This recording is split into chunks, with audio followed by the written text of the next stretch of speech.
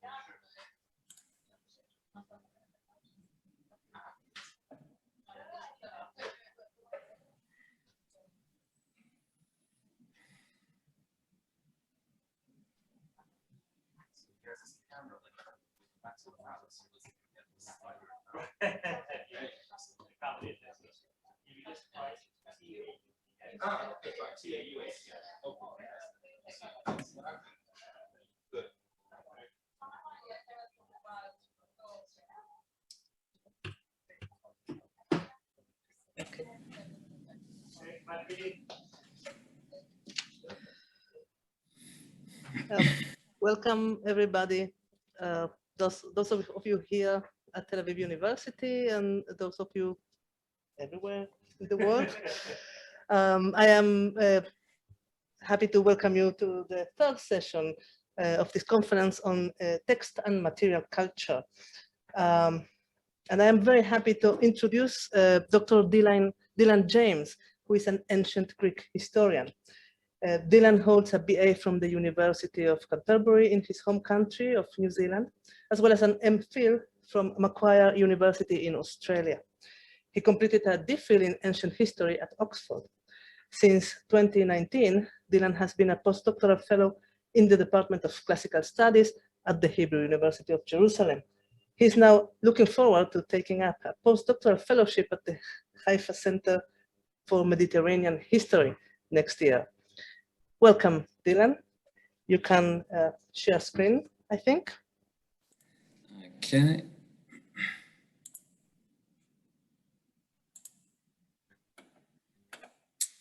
All right. Good. Okay, can everyone hear me? Is that coming up all right? Yes. All right. Well, thank you everyone for coming today. It's nice to be back in Israel, if only virtually. This paper is slightly different to what was advertised, but if you're here for Alexander, Niarchus, and local guides, you shouldn't be too disappointed. Indigenous local guides were crucial for Greek and Roman military activity in foreign lands. Yet, to my knowledge, no major dedicated study of these figures exists.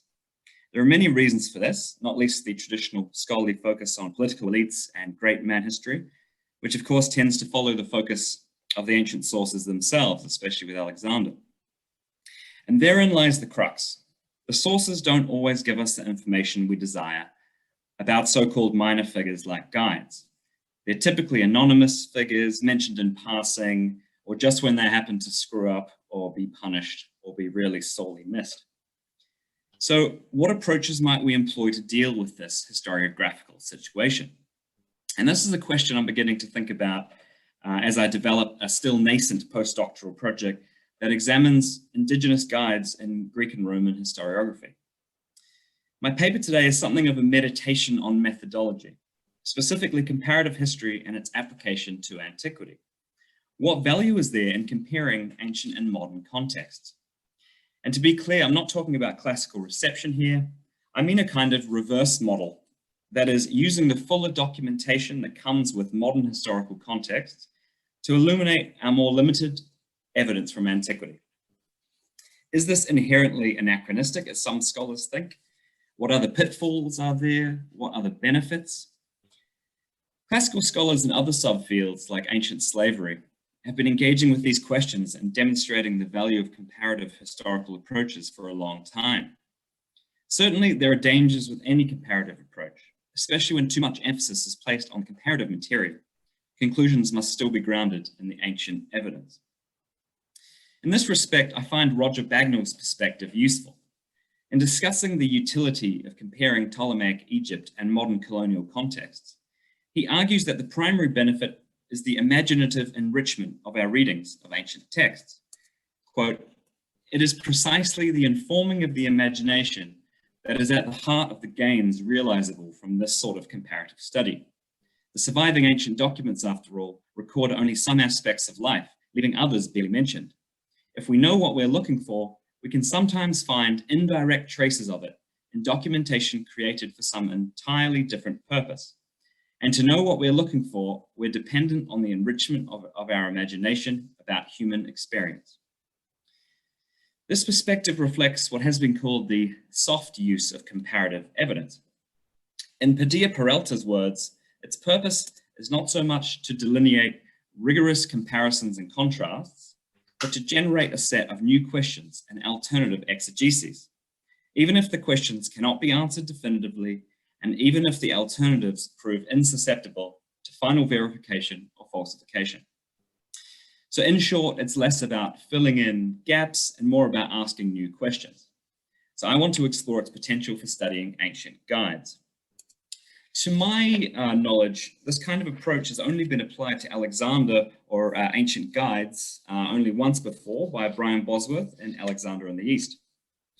His work comparing Cortes and Alexander illustrates the value of studying guides that scholars of other historical contexts, especially modern imperial and colonial contexts, have lately been demonstrating. They've been showing that the study of guides, informants, interpreters, and other go-betweens carries significant potential for understanding our sources, the ways information could be produced and manipulated, and the complexity of cultural interaction within imperialistic contexts. Our ancient Greek and Roman sources don't provide as much detail as later periods, but the relationship between imperialist and indigenous guide in many respects transcends time and space. Language barriers, cultural differences, inequalities of power all exist in any historical setting. So a passing reference in an ancient text may find a fuller counterpart in a more modern account, theoretically allowing for a more complex reading of the ancient source. So let's move on now to my case study, which will be comparing Columbus's first voyage to Alexander's campaigns in India. I recently published an article based on one passage from Arrian's Indica, a text written in the 2nd century CE, but based chiefly on the lost account of Alexander's admiral, Nearchus, which described his voyage from India to Persia in 325 to 324 BCE. Let's read this passage here. Nearchus says that from there, Mazana, a guide for the voyage sailed with them, a Gadrosian by the name of Hydrarches. Hydrarches undertook to take them as far as Carmania. From this point, there were no longer difficulties, but places were named or identified to a somewhat greater extent as far as the Persian Gulf. My article started out as a short note, trying to understand the textual dilemma, Melonti onomad zomina, places were named, identified to a somewhat greater extent. It became a full-length article, using the textual debate as a jumping-off point to explore the depiction and role of local guides in Nearchus's work and Alexander's expedition more broadly. I employed some parallels with Columbus and other early contacts in the Americas, following Bosworth's example, but I don't think that I fully appreciated the value of that approach in that article. There was more to it than the simple observation of parallels. The comparative material was steering me in new directions. Today's paper is my attempt to explore this a little further. So the chief problem in this passage is that even when scholars believe the Greek text is correct, and many do not, they do not understand the point of mentioning naming. Typically, translations that retain the manuscript reading have often construed Melonti onomad zomina in the sense of the coast being better known, thus avoiding the naming present in the Greek. They don't typically link it to the presence of the guide Hydrarches, tending to talk about the coast already being better known to the Greeks from Persian archives or mythology. In the article, I argued that the text should be retained on the basis that identifying place names was actually central to the role of local guides in relation to navigation, and thus the increased naming should be connected to the addition of the new guide. Now, it may seem an obvious role for a guide, perhaps, but no one had yet made the argument, presumably because guides have typically been overlooked in classical scholarship more broadly. But one of the reasons I came to this argument was through my reading of primary sources for Columbus's voyage, especially his first voyage. The sources for the first voyage consist primarily of two public letters that Columbus wrote back to the Spanish monarchs in 1493, and the Diario del Primer Viaje, or the Diary of the First Voyage. We don't actually have Columbus's original private diaries, unfortunately. What we call the diarios are in fact transcriptions of Columbus's diaries made by Bartolomé de las Casas, the great critic of Spanish atrocities in the New World. There is, of course, a long and complicated scholarly tradition around these sources, which we won't have time to go into today.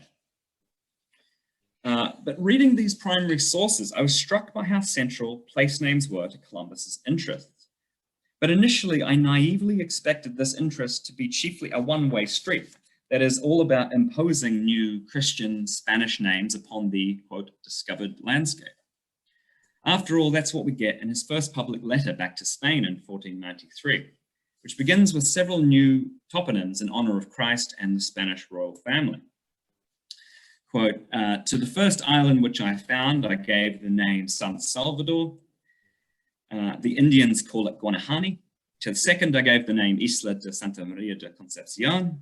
To the third, Ferendina. To the fourth, La Isla Bella. To the fifth, La Isla Juana. And so to each one, I gave a new name. The imposition of new Spanish names was evidently a key aspect of the public political picture of Columbus's activities in the New World.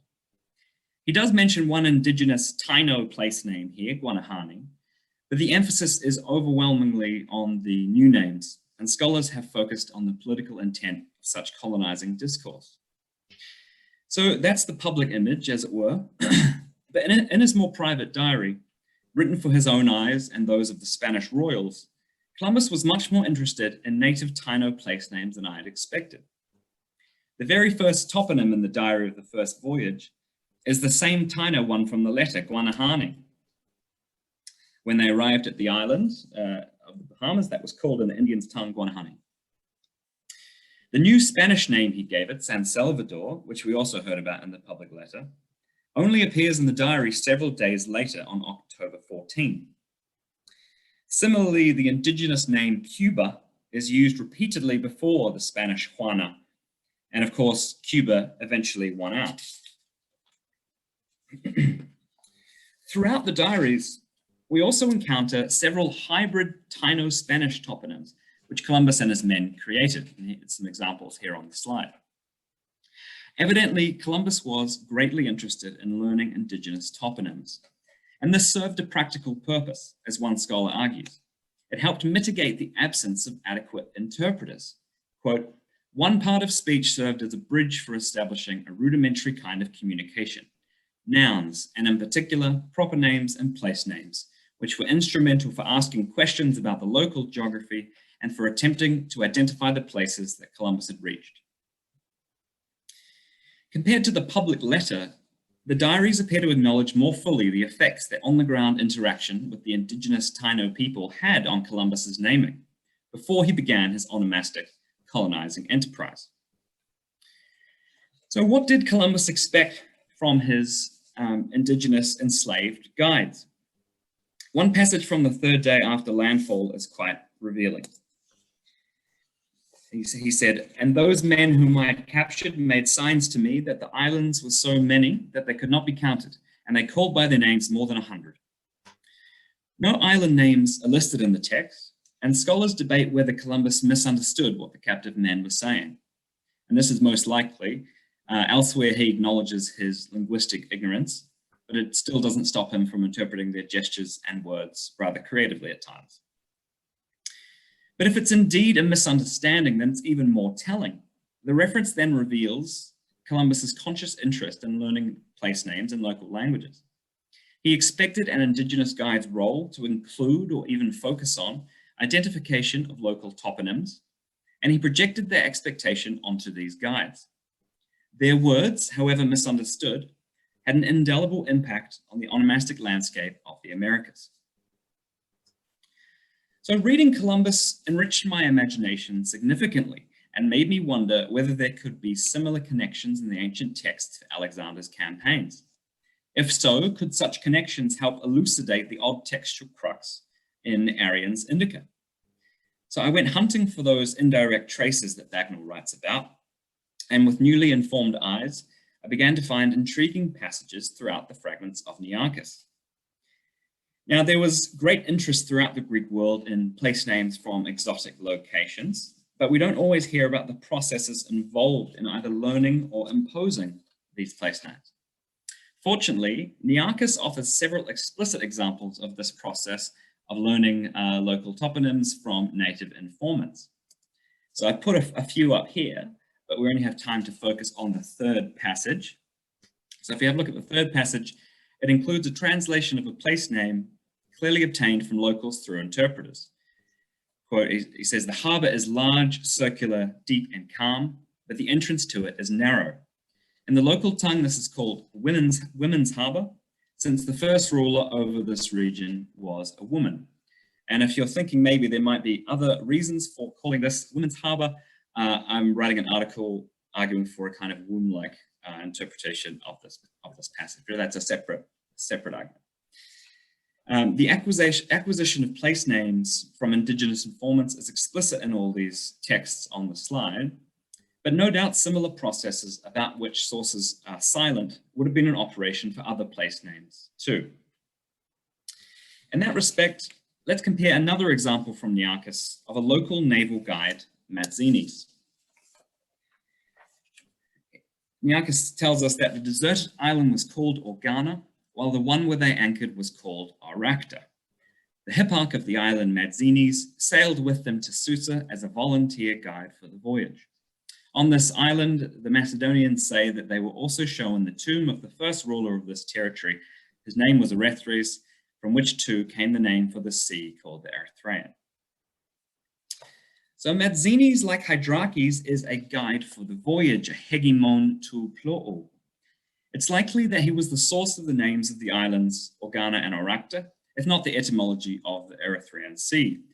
Bosworth argues for another source for that name, and that's again another argument.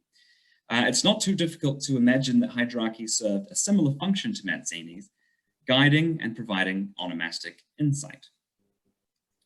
But unlike Hydrarches, Mazzini's is a volunteer, ethylontes. The addition of this term immediately raises questions. Does the lack of it regarding Hydrarches imply that Hydrarches was unfree? Certainly, we shall soon see that Alexander himself enslaved indigenous individuals to employ as guides, just like Columbus and other European imperialists in the New World. But the fact that Hydrarches gets a name and an ethnonym, he is Gedrosian, may tell against that. I suspect it's rather an issue of status or professional role. Mazzini's, as governor of this island, presumably did not function as full-time guide, and thus came aboard in a temporary voluntary capacity. Though we certainly might explore just how freely that decision was made. Nearchus and his men terrorized several communities along their coastal voyage, and the military reputation of Alexander was spreading rapidly. So local peoples likely knew well what was at stake. Hydrarches, on the other hand, seems to have functioned as a kind of professional guide with expertise in a specific region, from Mosana to Carmania.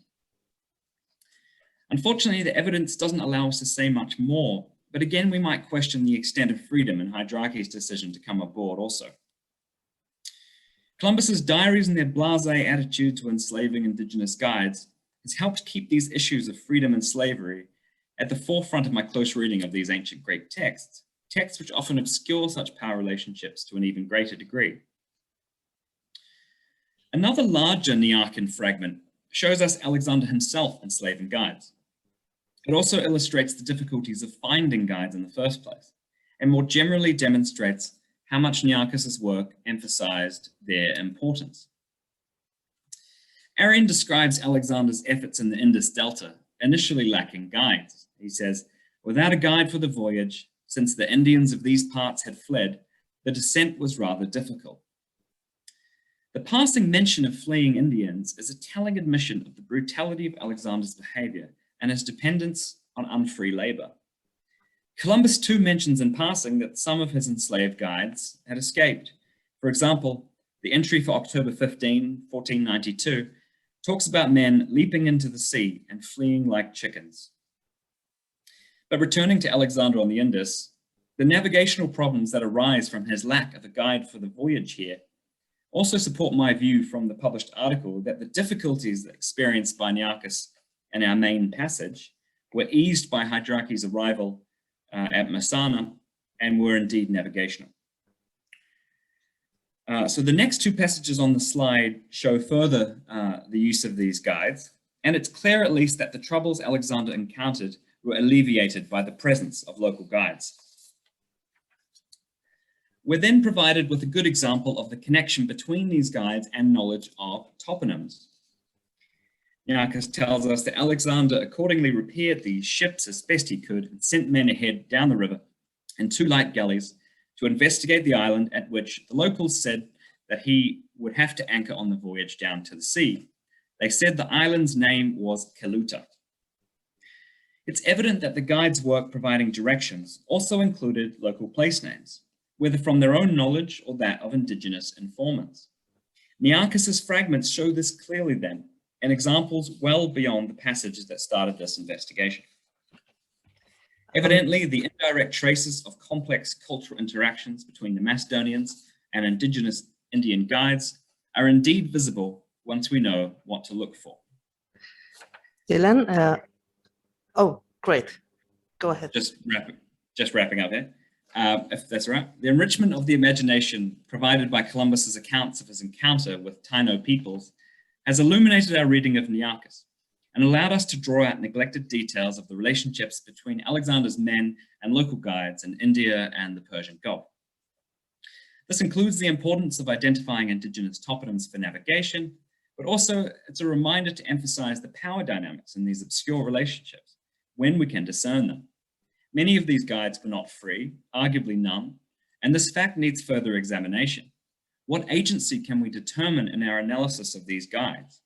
How did their status affect the information they provided to Alexander? While Columbus has informed my approach to the Alexander sources, I don't think I've leaned on the comparative material too heavily. My conclusions remain grounded in the ancient evidence, thus hopefully avoiding a key pitfall of comparative history as many see it. And this gets to what I think is the primary value of this softer comparative approach. It's not so much about filling in gaps by finding exact parallels, but about sensitizing us to a broader range of human behavior, human interaction, and human experience that allows us to ask different questions of the same ancient evidence. Thank you very much. Thank you.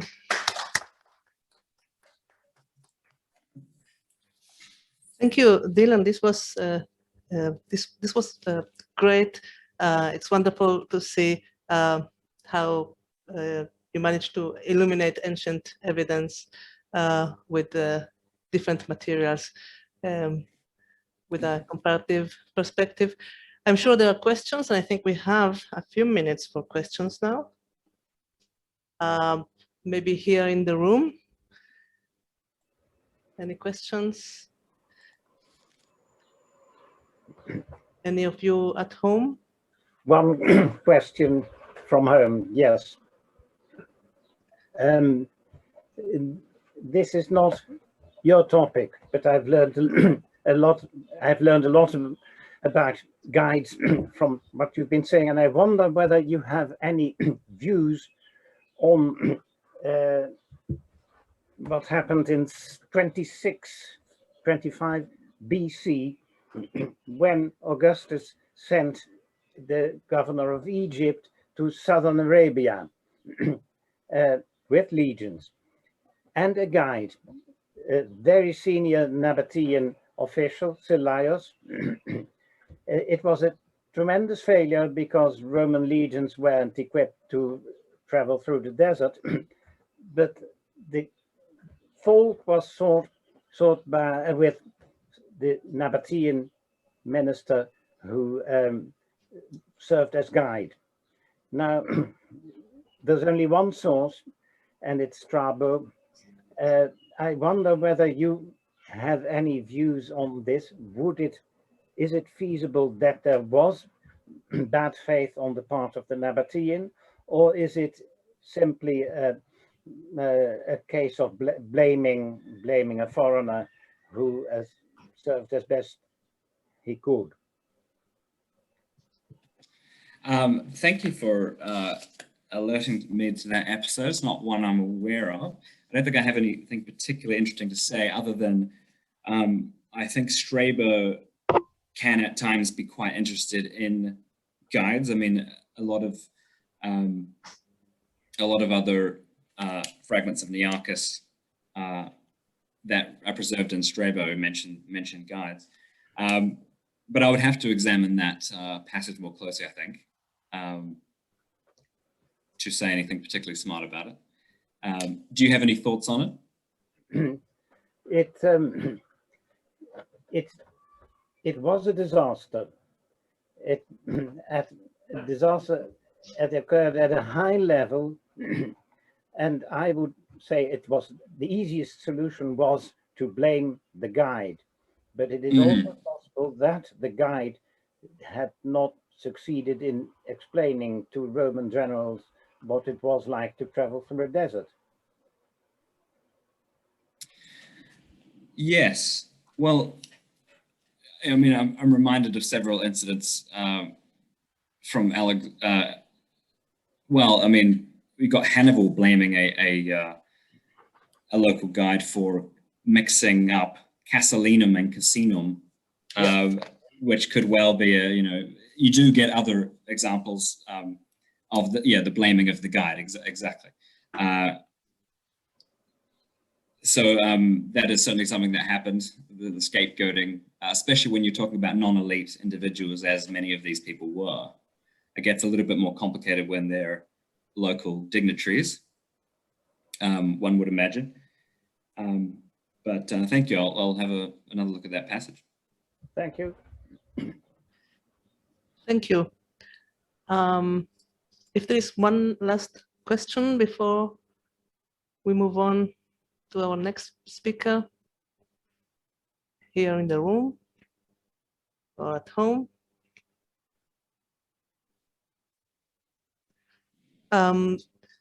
We can then move on to our second speaker, Anna Maria.